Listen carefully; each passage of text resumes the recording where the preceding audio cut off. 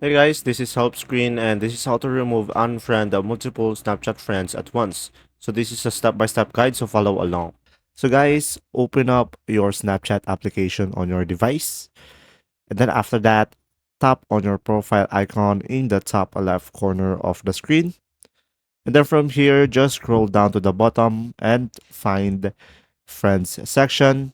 And then tap on My Friends. And from there, you will see all of the list of all your Snapchat friends. But as of now, I don't have a friend list.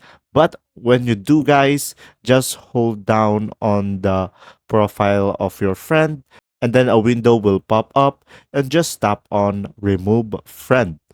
And guys, if you want to remove multiple friends at once, then what you need to do is delete your Snapchat account completely and then sign up for a new account. And there is no such option for removing multiple friends at once. So, guys, a lot of users already reported this, but I think Snapchat will add this feature soon. And there you go. If this video was helpful, please like and subscribe. And thanks for watching. See ya.